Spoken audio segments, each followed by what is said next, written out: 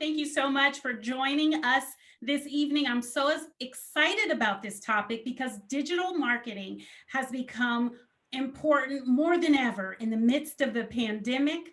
I myself am a digital marketer. I recently graduated from Harvard's professional education program in digital marketing strategy. I'm the founder and CEO of the Glow Brands LLC, and I'm a 2021 Vital Voices Grow Fellow. I have a dynamic panel of marketers here today, and I would just like them to introduce themselves and their specialties and their companies. And let's start with Linda Palace. Welcome, Linda. Tell me a little bit about yourself.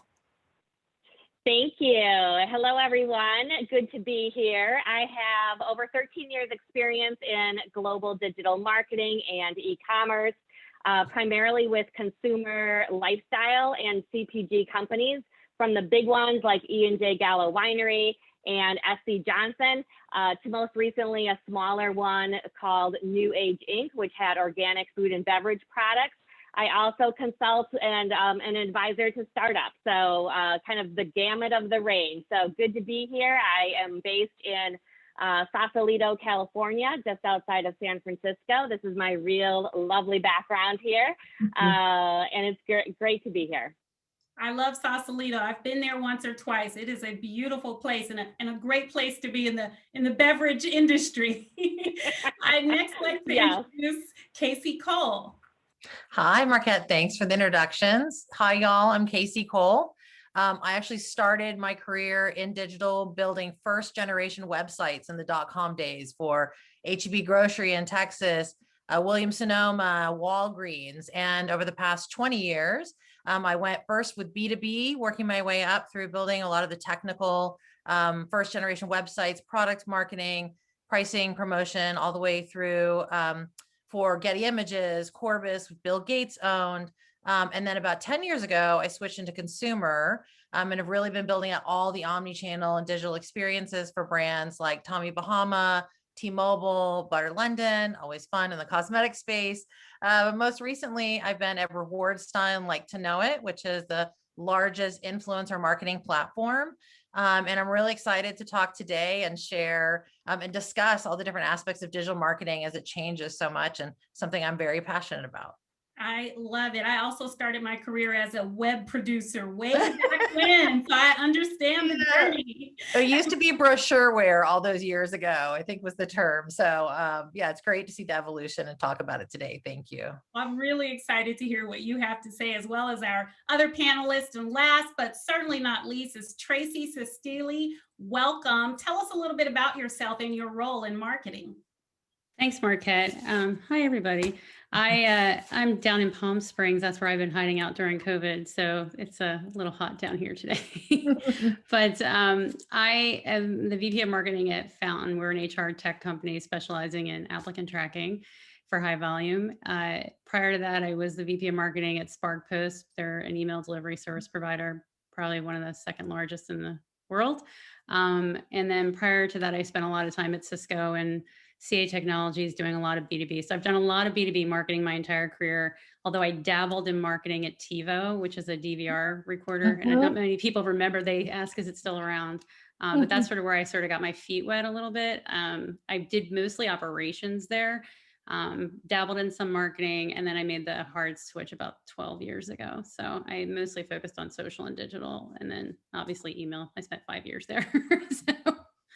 And now, I mean, it's more important than ever. We've been in the pandemic for more than a year. So I want to talk about effective strategies to keep consumers or clients coming back again and again, especially when the digital age is here. It's not the future, it's now for all of those people who were holding out. Who would like to take this question first? Most effective strategies to get consumers and clients coming back again and again. I can go ahead and start. So obviously, in addition to the ones we all know about, I think the key is to have highly relevant content, and that obviously to send it to consumers, but also to have them subscribe so that then you know which content they are getting, and you get their first party data. So not only to subscribe to your email list, but subscribe to your YouTube channel, subscribe to your blog. All of those ways are very good ways to proactively and directly engage with your consumers. Very good. And Casey, I know you have deep knowledge in this. Back when only a certain group of people were online, now everybody's forced to do it. Yeah, I mean, I think Linda hit on one of my number one things. If anything taught us for the pandemic is that content is king again, and how important it is to tell a story and connect with your brand. And I think now we'll talk about this a little later, I'm sure, but with the shift into the data and all the changes, cookie tracking and the privacy, really investing in those first party relationships becomes so critical. So I think really thinking about how you want to contextualize, I think on the consumer side, I think that's the new word, but contextualizing how you do that. Obviously influencer is a great way. But I think, let's not forget how important overall a mix is, and you have to find the right mix for your brand and your business. So you just have one channel. You need to think about all the different ways. And I think the big shift, which I'm sure we'll talk about, is shifting into that first party and how you can do a great job of finding the right mix for you. And Tracy, you have such a deep and rich history with B2B. How have you found the digital age and the pandemic coming to a head and finding success in that space when a lot of the decision makers are C-suite? And sometimes I found they're the last people to adopt digital technology, and it's so hard. It is hard. I would say that I've worked at 2 different companies now during the pandemic, so it's kind of interesting. I think, Casey and Linda sort of hit on something that everybody switched to digital. It was like, now we're indoors, what do we do? You saw people cut back their budgets, events. People were like, we're not sponsoring events. However, the age of the webinar is booming right now. There's a webinar every day of every week, of every hour of every day, right? So everybody is sort of attending these things. I think executives in the C-suite have started to go to smaller niche online events to meet people and to network, and joining these online like marketing groups, things that are more, I don't want to call them online digital clubs, but they are sort of these specific Slack groups or specific LinkedIn groups where they can have conversations with other C-suite people. There's a lot of virtual coffees out there for C-suite executives. So I think if you can manage to make that transition to digital and make that really work for you, and then sort of incorporate some of the other things like online events or make it a personalized experience, I think that's been really helpful. And of course, I mean, I'm a big fan of, like, once they get to your website, you want to, do as much, you want to keep them there for as long as possible. So interactive content is an old but yet new thing again. And interlinking inside your website to keep them there and just keep them engaged while they're there, because you may only get them to come one time, right? So you really want to make it work for you. I love that. And speaking of making it work, a lot of people, they have adopted email marketing. And I feel like every 5 years, the headline is email is dead. And then email is back. So I want to ask you 3 experts, is email marketing still effective, particularly when text marketing and messaging is replacing some of that? So go ahead, Tracy, go for it. I'll just touch on this just a little bit. Like, we used to get this conversation all the time when I was at SparkPost, and when the pandemic hit, everybody switched it to they looked at their email list, right? That was the first thing they went to. It's the only way. Everybody has email, and although I think it's like 87% of the population has a mobile device and they're adopting to SMS, there's not one for B2B. There's not one company that I know of that doesn't use email. So you have to engage there. It's like a no-brainer. But for B2C, SMS is also really a great way. I'll turn that over maybe to Linda. Sure, definitely. I think you have to look at it that they serve 2 different purposes, right? So if you look at your classic funnel, your social media is going to give you that reach and that top of the funnel awareness, and that's the best medium to do that. Then as you go lower funnel, consideration and conversion, and then following up with loyalty and post-purchase, that's where the email channel kicks in and is highly, highly effective to do that. So you really have to use both in tandem for different purposes. I think, again, as we keep talking about with third-party cookies going away, the email list is going to become even more valuable. And, studies show, again, that usually people on your email list, obviously they're predisposed to your brand or product, but they also have a much higher net promoter score. So you can leverage that for refer a friend, and then also for new customer acquisition. So again, very different roles that they play in your overall marketing mix. Yeah, and I'm glad you mentioned that too. It's not just one thing, and we've heard that in the beginning of the conversation as well. There's such a mix. Casey, how do you use email? Is it here? Is it back to stay?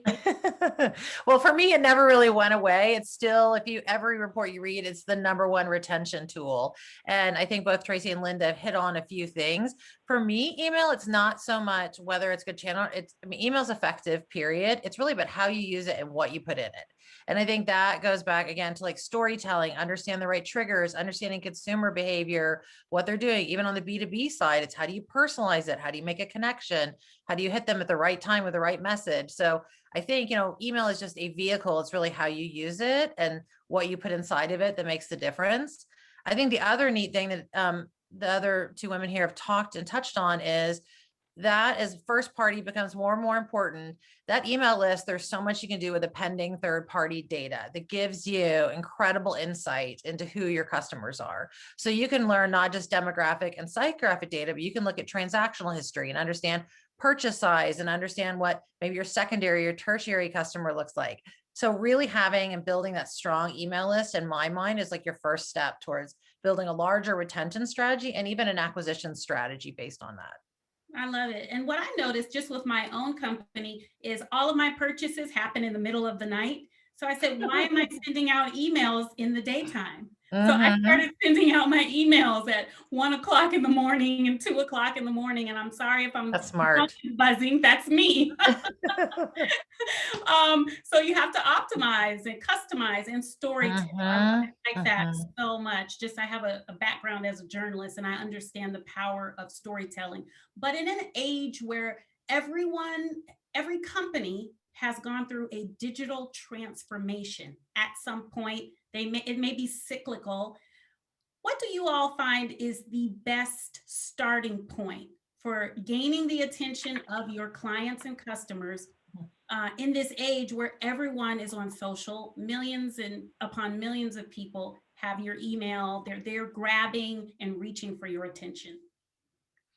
Yeah, I'll just kick off on the consumer side to say that it really depends on your customer, right? I mean, I think most everybody today is on social media, and that channel is, evolving from Facebook to Instagram to TikTok to others, at least on the consumer side. So I think social is really the point of discovery in most consumer today, but every consumer group is different. So I think you need to really look at where you're getting your customers, new customers in, where they originally discovered you, where they're finding you, building that journey. I know we'll probably talk about this today, but understanding where they are in that process so that you can go really far up funnel and build that awareness and start to pull them through.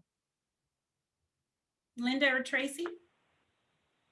Yep, I completely agree with Casey. A couple quick tips I wanted to throw out at people, again, just to give some specific ideas beyond, what we all know as far as getting attention on social and with influencers, et cetera. But one of the channels that is really up and coming is the Amazon DSP network. You do not have to be selling on Amazon. It's just an advertising, another programmatic platform, but they obviously have such rich data to use. I know I'm in a lot of different share groups that is highly, highly effective as a new way to reach out to customers. And then the other one is partnerships. I think people, they take some time to develop partnerships, but I've had amazing success from starting, a wine company I was at a long time ago. The first one I was at, I started up and did a partnership with Bon Appetit magazine, and we did the first wine club, down to recent ones like where you go and reach out if you're a DTC and you have a similar but different DTC partner, you could put inserts in each other's subscription boxes. You know, just start to think about partnerships because they're very, very valuable in getting the attention of customers. Mm-hmm. I like that. That's the long game. And I don't think Yeah. enough people play the long game. Mm-hmm. Mm-hmm. I don't want to jump in front of Tracy, but one other following up on that, I totally agree with Linda. Like, again, thinking about all the different avenues that you have, you know, one thing that I think we'll swing back to, and this may be a little more later on the trends, but, you know, we've swung so far on performance marketing side where we're like mining down to the single digits on things. And now with a lot of the, you know, again, a lot of the privacy and restrictions on data, you know, brand, it used to be such a dirty word. We needed all these digital tools and process and tracking to make us accountable, but brands become a bit of a dirty word. And so what I'm excited about and where I would say is think about bringing your brand and performance together, because you really need big cut through ideas to cut through all the noise, right? And so that kind of just like clears a path for you to come through with more performance driven initiatives. And so they need to work together. So I think thinking big idea is so important, whether that's, you know, doing like a PR initiative, you know, some study that you can get attention for, you know, whether that's a partnership, those kind of things, but pair it with the performance so that you can really like pull that through and be exceptionally effective with those bigger, larger brand activities. Oh, I'm getting chills. I just love marketing. I heard partnership, big ideas, and I'm like, ooh, what do you have, Tracy? I mean, I love everything that Linda and Casey said. Like, I love partnerships for when you're a smaller business, and you're trying to make and break into an industry or what have you. I think that's super helpful. But you know, to what Casey said, I mean, God, brand has been a dirty word for a really long time. And, you know, tracking brand awareness and all of that is super difficult. But it's like a necessary evil. Like, you need brand awareness in order to get demand. And so they sort of complement each other. And if you can get them to work together, it's really helpful. The one thing that I think is going to be, that I think is super important is the tailoring the content to the buyer's journey. Yeah. So, and segmenting that, like if we go back to your email list, like segmenting those customers, because I have found, at least in B2B, you having multiple journeys for smaller segments and making those as personalized as possible, you're giving people what they want, right? And you're giving them things that they care about, and you're relevant. When you batch and blast them, or whether it's a digital display ad or, you know, syndicated content, it might not be relevant to everybody on the call, right? So you really do have to sort of understand the audience, segment them, and then sort of figure out where they are in the buyer's journey, because different content will make a difference in each spot. Okay, so for the audience here, we've heard customization, personalization, segmentation. So that's a note where pin it to the top of your Pinterest marketing board, because it matters. Is that what you're saying? It matters exponentially. Yeah. Yeah, it goes back to that first party data too. The more you know about that customer, the more you can really personalize it. And so maybe out in the wild, and maybe more challenging on the acquisition side, but really being able to understand your customer on your platforms, owned and operated, allows you to really build these very focused, engaging, targeted, most relevant journeys for these customers. And again, sometimes I think it can be very overwhelming, like, oh my gosh, all of this content, I have to personalize everything. So I think, again, there's a roadmap, there's a journey. You know, what we did at Ziploc, even though it was a huge brand, we started off with 3 very simple segments and pieces of content we developed. We had, you know, moms with really young babies and toddlers. Obviously, they use Ziploc bags for all the snacks. We had crafters who use Ziploc for a bunch of crafting things. And then we had moms with school-age kids for all the lunches. And we just started off with 3 segments, started producing content and putting it out in different channels, and then gradually, obviously, went to more. But again, you can start off with, you know, kind of a few segments that you know are your biggest segments, and build content around that. And that in itself will be your first level up to gaining better metrics and traction. Gosh, Linda, that's so true. I think it's just getting started, y'all. That's like the most important thing, is to start somewhere with one or two and get going from there. You don't have to be to the nth degree like some of the more other businesses.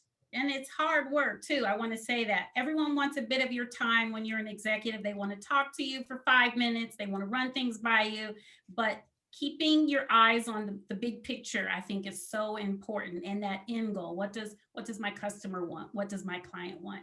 Let's transition to digital advertising. Sometimes it can feel like throwing spaghetti on the wall, and display ads, PPC. Have you all found, let's just go with pay-per-click. Have you found that to be effective? When you decide to spend your budget on digital advertising, what are you doing that you feel like you're getting the most bang for your buck?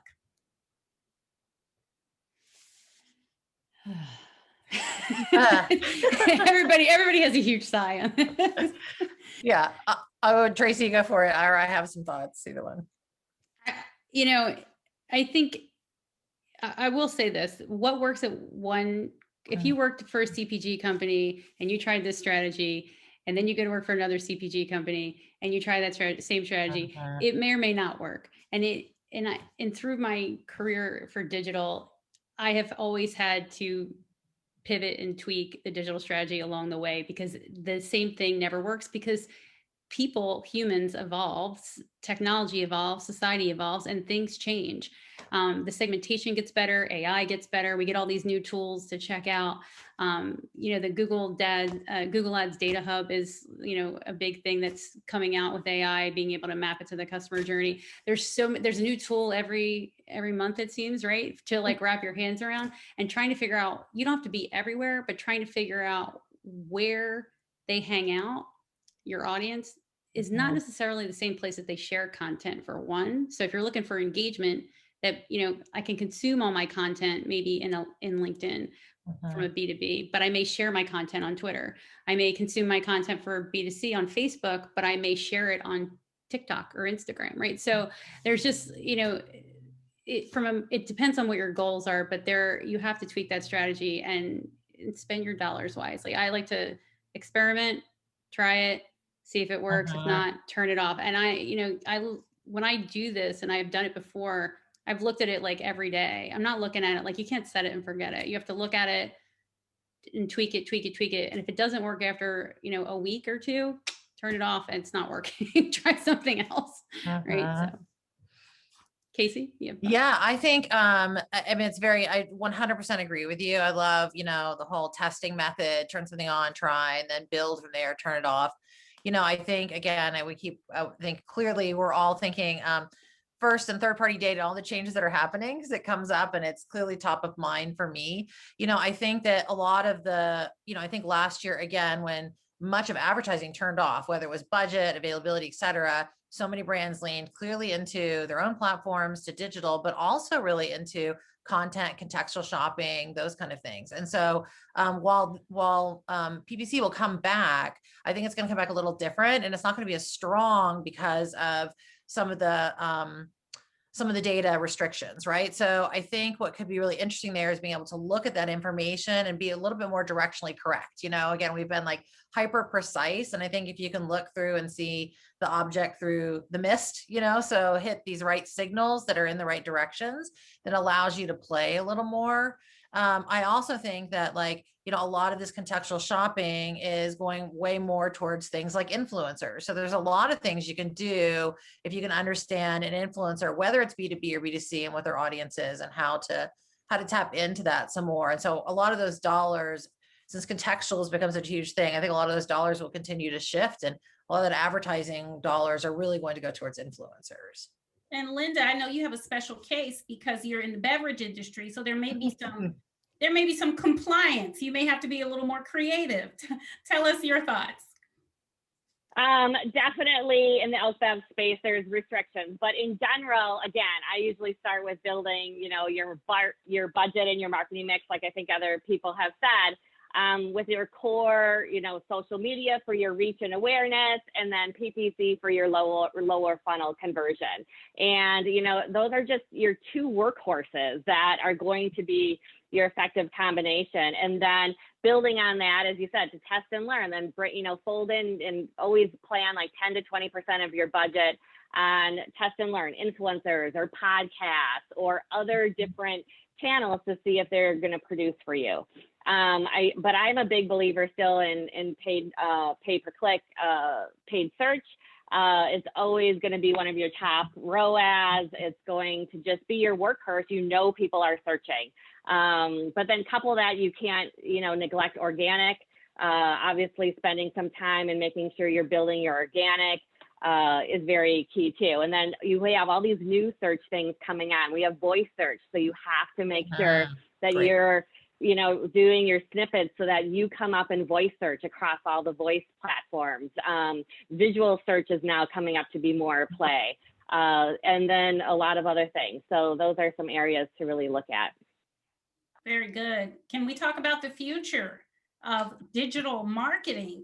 Do you have a strategy, or do you have to be like Tracy mentioned? I find myself just molding to the shape. I'm like water, whatever vessel you put me in, I'm molding to that shape. It can be exhausting, but it can also be really fun and exhilarating, and when done right, effective. Yeah, I think I do agree that every company, you have to find your own way and find your own mix and find those things. I mean, I've hit on this a few times today, but it's really become a little bit of a passion project for me. Having been at T-Mobile, who I think does a great job of this, which is bringing performance. I think you're going to see brand and performance. We've swung so far over to performance that brand and performance are going to come together. And I think that's going to be this really new, exciting era of marketing where you're going to have strong storytelling, like really crisp brands, really easy, like differentiation and connection with kind of this like many, many niches. But you're going to be able to really manage and communicate and personalize in a really effective way. So I'm always excited about marketing. I'm excited to see kind of this next era of marketing where brand comes back in, even on the B2B side, it has a very strong role in how you work, because it's really about the connection with the customer. And, I keep hitting on it, context, but it's really critical, I think, going forward. Absolutely. Linda, what do you think is the future of digital marketing? So a couple areas, mobile is a huge one, right? So if you don't have your website mobile optimized, if you aren't starting to do SMS marketing, again, Casey mentioned it before, very, very targeted though. You can't just all of a sudden say, oh, I'm going to, ditch my email and just go all SMS. With 5G coming on and expanding, that's going to make sure that we can all serve up a lot more video, a lot more rich content to people. Geofencing, if you have brick and mortar locations, you need to be really leveraging some geofencing areas. QR codes. We all, through this pandemic, that's one thing that the US was way behind in any other country of adopting QR codes. But now, every restaurant you go to, you're scanning it for your menu. So the usage has really increased. And I think, again, this is a great way for companies to interface the offline with the online experience.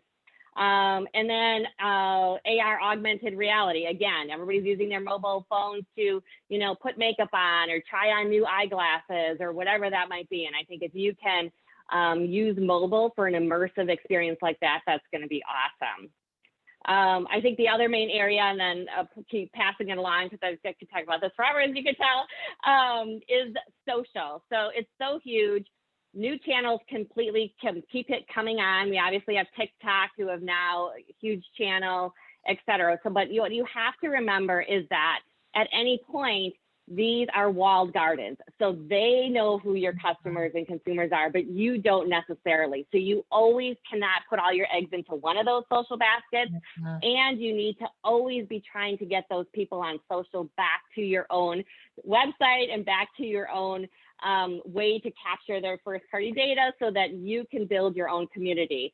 Or also, there's a lot of companies who are trying to, if you're on Clubhouse or if you're on TikTok, follow us on YouTube for something different, right, of content, and trying to get some mix of the top social platforms so you're not all in on one. And if it goes away or they ban you or something happens, you're done. So you have to be super careful about that. And then one other thing with social is the social messaging apps have become huge, and they're only going to increase. So when you look at WhatsApp, Facebook, Messenger, and WeChat, they have more combined users than Facebook or YouTube. So people are leaning into Messenger and again, those social messaging apps as a better way to stand out and build that communication. Yeah, particularly if you have a global audience you're speaking to, I think WhatsApp is super important. Tracy, what do you see as the future in your industry or in digital marketing in general?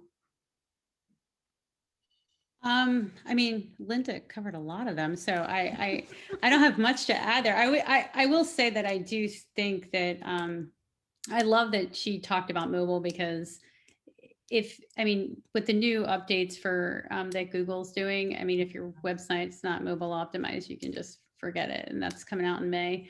I think the other thing would be probably to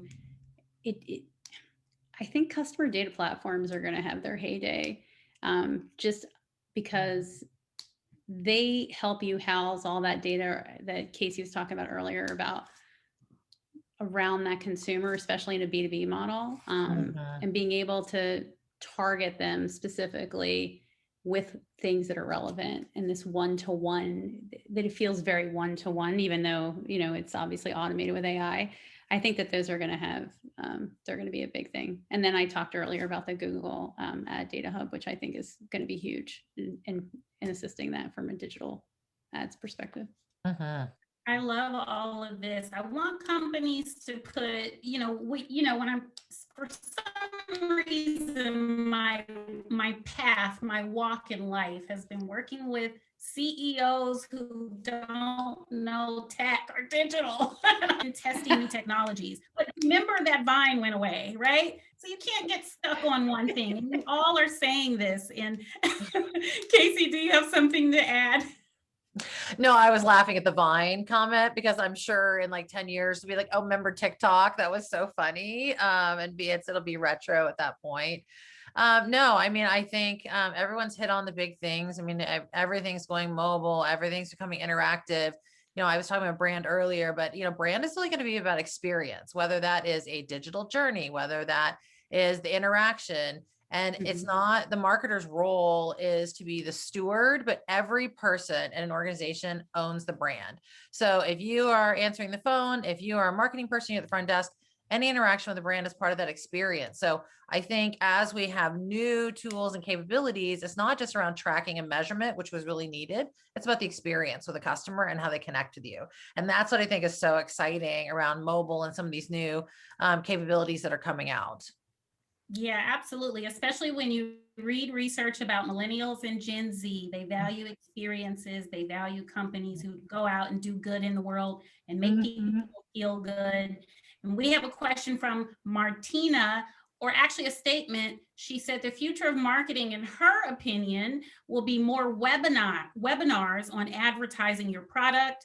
Martina says that email marketing paired with a webinar has been successful in her experience. What are your thoughts on that? Yeah, I mean,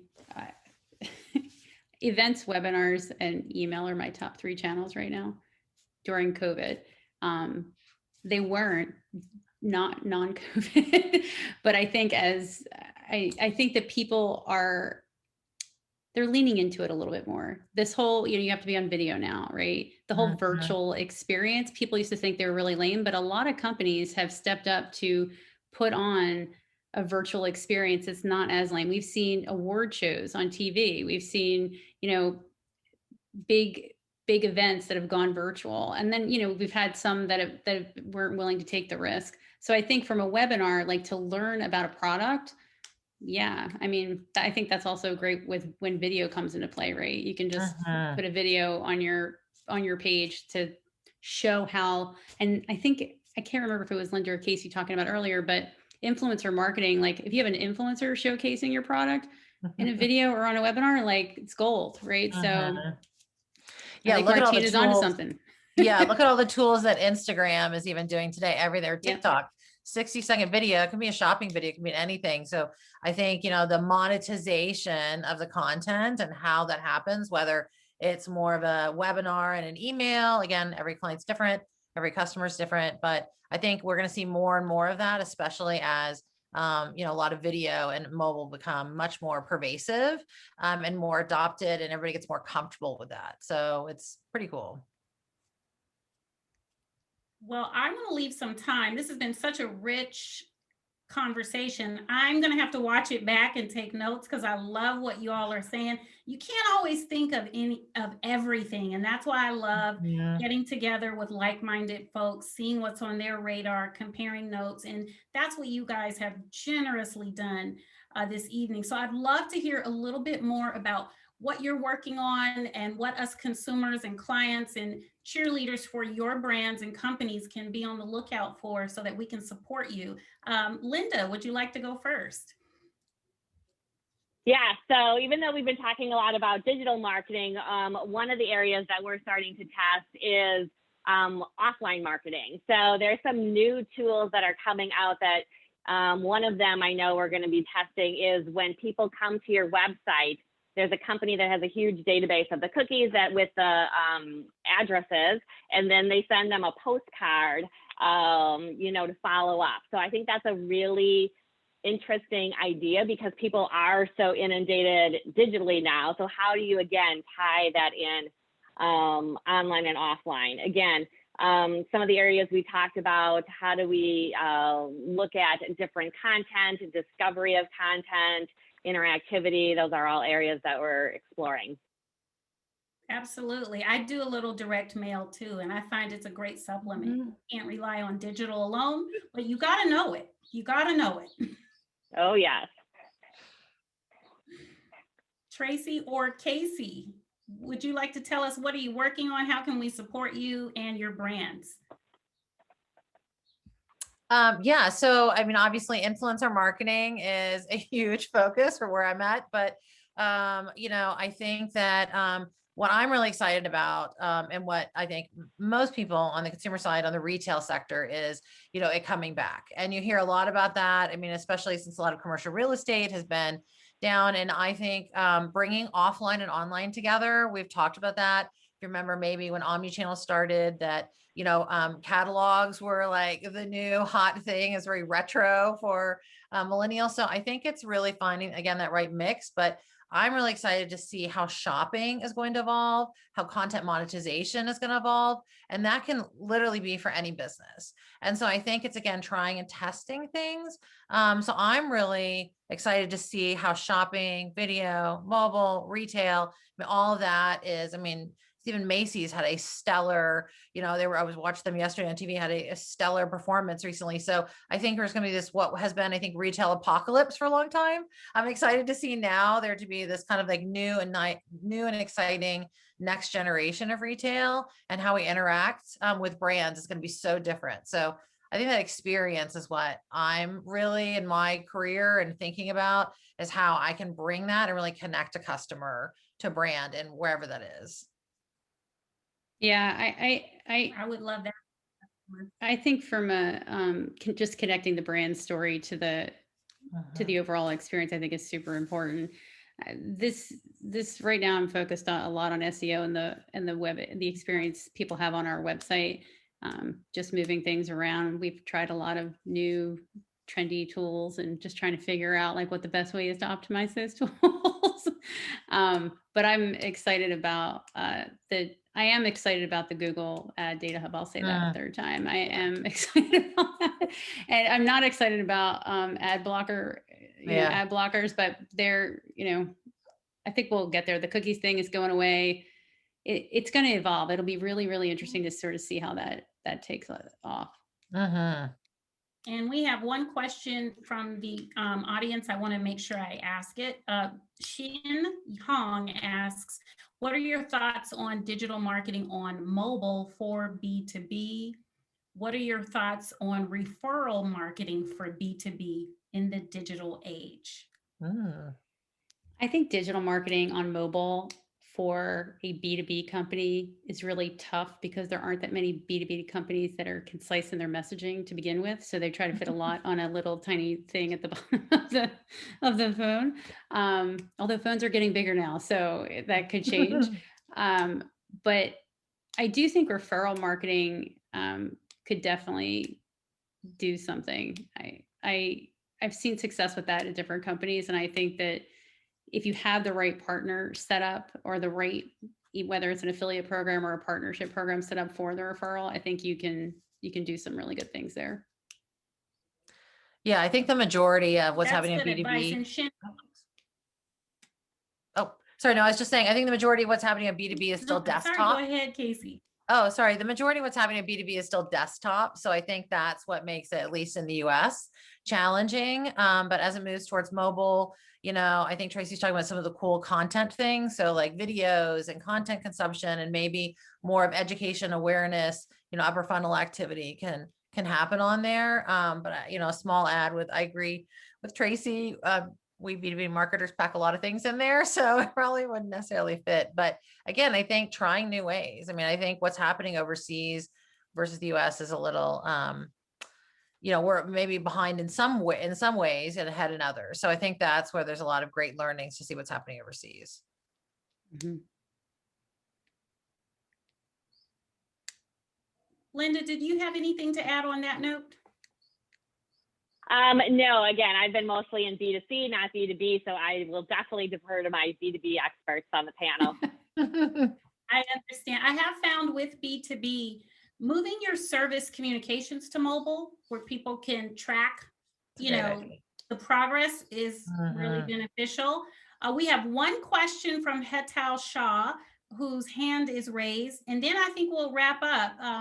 Hetal, I'm allowing you to talk. Can you hear me? Go ahead, please. I can. My question is, I am an author. I've published a few books, and they are business books, and I would like to publicize them. I have tried Google Ads.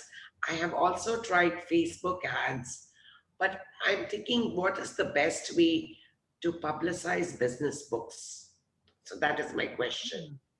This is interesting because you're an author, and are you self-published as well? Yes. Okay. I'm actually an author. I have 2 books published with Simon & Schuster, and then 1 self-published.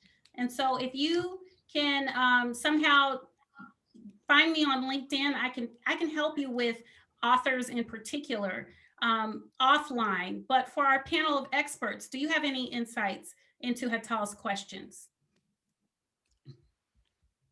I think. Well, one of the things I would throw out, which I think is also ubiquitous across all products and brands, is for you to get reviews from authoritative sources that obviously then will link back to you. And as we know, that really generates a great amount of authority, rank, and SEO, et cetera. So, and book reviews are obviously a classic example of where consumers turn to for discovery. So I think that would be one idea. Yeah, if it's a business book, if it's a business book, I mean, that, I don't know what it's on, but wherever that audience hangs out is where you should be. And I assume Google is just, it's casting a really wide net, or you really need to know your search terms specifically for that. So it's a little bit tougher, and it can be expensive.